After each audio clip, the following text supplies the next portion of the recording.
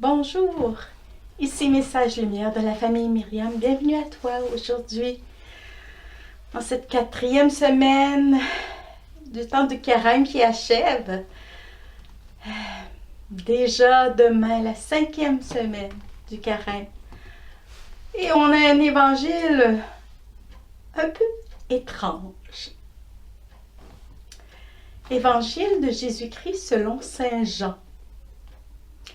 En ce temps-là, Jésus enseignait au temple de Jérusalem.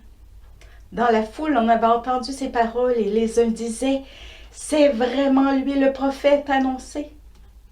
D'autres disaient « Le Christ peut-il venir de Galilée? L'Écriture ne dit-elle pas que c'est de la descendance de David et de Bethléem, le village de David, que vient le Christ ?» C'est ainsi que la foule se divisa à cause de lui. Quelques-uns d'entre eux voulaient l'arrêter, mais personne ne mit la main sur lui. Les gardes revinrent auprès des grands prêtres et des pharisiens qui leur demandèrent « Pourquoi ne l'avez-vous pas amené ?» Les gardes répondirent « Jamais un homme n'a parlé comme de la sorte. » Les pharisiens leur répliquèrent « Alors vous aussi, vous vous êtes laissés égarer? Parmi les chefs du peuple et les pharisiens, y en a-t-il un seul qui ait cru en lui? Quant à cette foule qui ne sait rien de la loi, ce sont des maudits. » Nicodème, l'un d'entre eux, celui qui était allé précédemment trouver Jésus, leur dit « Notre loi permet-elle de juger un homme sans l'entendre d'abord pour savoir ce qu'il a fait? » Ils lui répondirent « Serais-tu toi aussi de Galilée? Cherche bien, et tu verras que jamais aucun prophète ne surgit de Galilée. » Puis ils s'en allèrent chacun chez soi. La foule est divisée. Il y en a qui disent « C'est le prophète annoncé. » Oui, mais le Christ, il peut venir. Il peut pas venir de Galilée. On s'obstine à propos de la provenance de Jésus. C'était ça aussi hier, la semaine dernière. D'où vient le Christ? D'où vient Jésus? Les gardes se sont laissés méprendre.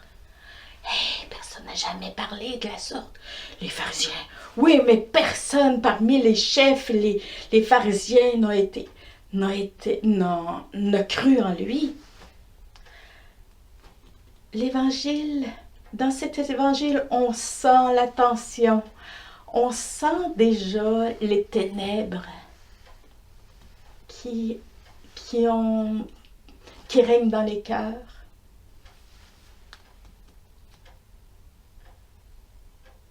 Jésus a dit, un prophète n'est méprisé que dans sa maison et dans son propre pays.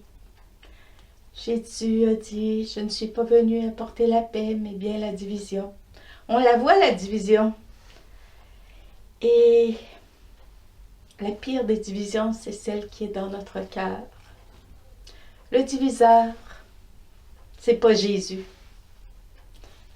Le diviseur, c'est le diable. Si tu veux, cette semaine, on va se faire vigilant pour ne pas être des agents de division. On va demeurer vigilant, même si on sait qu'on possède la vérité.